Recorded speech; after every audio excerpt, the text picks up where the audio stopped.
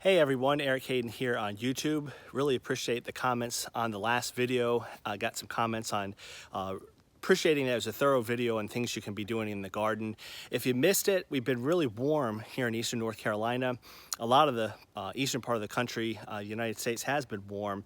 If you are in a warmer climate and your roses may not be actually blooming, but they have leaves and they're still growing somewhat, it's not a bad idea to do a monthly spray. There's more in the previous video about cleanup, and future videos are going to go over exactly what I'm spraying, so look forward to those. Before we get to the spraying, before we get to the pre-emergent, I want to talk about two things in today's video. Number one, we're finishing the cleanup. So last video, we're cleaning out the debris in the garden, weeds, things of that nature. And then after we get that done, we're going to use something that's probably in your own yard. You see that pile of leaves over there? We're gonna chop those up and we're gonna put them in the garden. And we're gonna talk about that here in a second, how that can help. So, before we get to that, I wanna point out one thing I noticed this morning. This bed has been done, and I'm doing this other bed here. This is the most mature rose bed I have, and I planted this in 2017. So, it's coming up on 5 years. This spring will make it 5 years that these roses have been here. So they're very mature, very, very big. So the thing I want to point out to you is, as I'm going through these rose beds and I'm picking the weeds, it's a pain, but I highly recommend you try to get as much leaf litter out of your beds as possible. And you say, Eric, what in the world is that? I've done it a couple different ways. Sometimes I'll take one of those leaf blowers, look at some of my prior videos, and I'll just literally blow it out of the beds and then rake it up when it gets into the paths. Sometimes I'll use a rake to lightly go through the beds so I don't pick up the mulch, but I pick up any of the loose leaves on top. Other times I'll just pick it up by hand. What I'm talking about is this. This is leaf debris. I'm not talking about these beautiful oak leaves. I want to keep those. I'm talking about these nasty, nasty looking rose leaves. Used to be rose leaves. Have you ever wondered why you get black spot in the garden? Have you wondered why you have bugs year to year? Well, they're living down in the top of the soil in the debris. So here's some healthier leaves, not healthy, but they're green so you can see them. And look at the black spot. So eventually that leaf will fall to the ground, and eventually it'll turn into something like this, and it'll just kind of sit there. So these spores are just sitting here waiting to affect your plant. So it's a big pain, and I don't always do it, as evident by the leaf debris in my garden.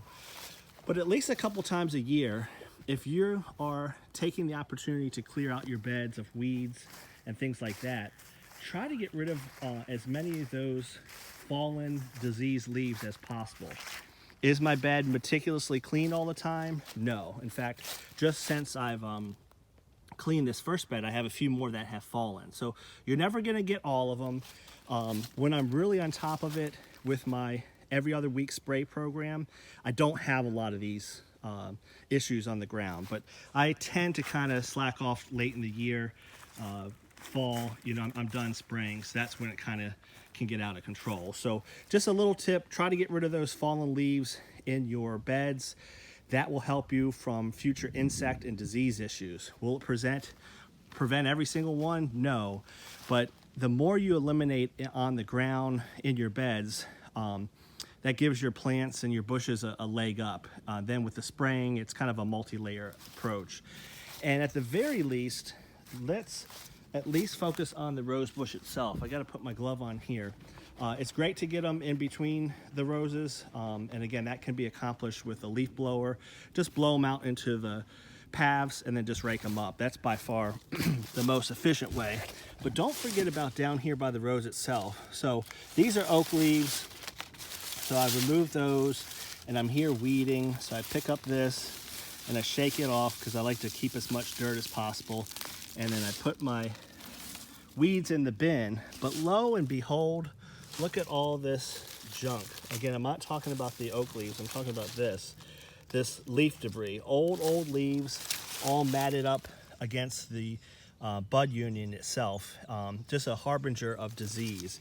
And so I want to get that. So enough about cleaning the beds. Now that I've gotten the beds clean, let me show you what I'm going to do to them prior to spraying. You can really spray at any time, but the point of this video is, hey, now I've got my beds clean. Should I just call it a day?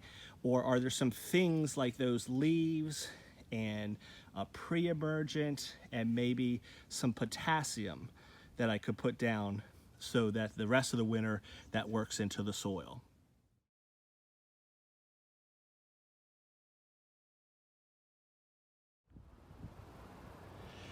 All right, the beds are finally clean. It took a good 3 days to do this, and from the picture I just showed you, 6 tubs filled twice.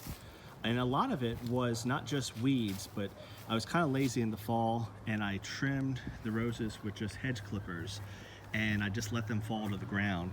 Word to the wise, don't do that. And what I mean by that, pick it up right away. I would do the hedge trimmers thing again because it was so quick to lower the height of the bushes. But if I got poked in the legs a million times while trying to clean up the beds, I learned my lesson. If you're going to do any pruning, don't be lazy, pick it up right away. So beds are clear. We're ready to do one quick step before we chop up those leaves and put them down on top. And to be honest, it's getting late in the day. I'll do another video on the leaves. We're expecting some rain. I'm just gonna wait to do that another day. So this video will wrap it up. What are the 2 things I put down now that the beds are clean? 2 things. Number 1, a pre-emergent. I've done a video on this before. Again, if you're watching from a cold weather climate, this is not for you. This is because we're mild in the winter, so we can get winter weeds throughout the year, or winter weeds during the winter. We can get weeds throughout the year. The label rate of Snapshot, this is for ornamental beds, is a cup per 100 square feet. So I will take my measuring cup and I will do 1 cup per bed. My beds are around 100, if not 120 square feet, and I'll do a nice even spread of that. And then the other thing I'm going to put down is 0030. You don't want to put down nitrogen, which is that first number. You don't want to get the plants, you're not trying to get them to grow, but this is good for roots and the overall health of the plant.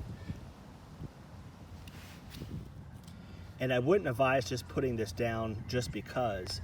Have a soil test. I did a video back in November on my soil test. The results have not come back yet. They're so far behind, but the last few soil tests I've done, my soil test low for potassium, which is that last number. So this is nitrogen, phosphorus, potassium. I test extremely high for phosphorus, so I tend not to put any of that down. It's winter, so I don't need things to be growing, so I'm not doing nitrogen, but I can do phosphorus or potassium because my soil tests low for it, and it's a good time to put it down. So I'm going to give this a whirl, put both of those down, a cup per bed of the pre-emergent, that's label rate, a cup per 100 square feet. What will I do on the potassium? Pretty much what I do for everything, a half cup per bush. It keeps it nice and easy. That translates to 3 cups per bed of the potassium. So I'm going to get started on that, and then I'll wrap this video up. All right, all done. I just thought if you didn't see a prior video, you might want to know what the Snapshot looks like. Very, very small. So I had to change the setting on my Whirly-Woo here to 1. And then the 0030, it does have some sulfur in it. I think that's what the gray part is. I may get that backwards, but it has sulfur and potassium in it. It's more granular, so a setting of 3 does that. And I just did 2 cups of that per bed. I was aiming for 3 cups, which would be a half cup per bush, but I was getting low and I would rather do it evenly everywhere instead of 3 cups for 75% of the bed and nothing for the rest. So I'm gonna wrap the video up now. Things are looking good.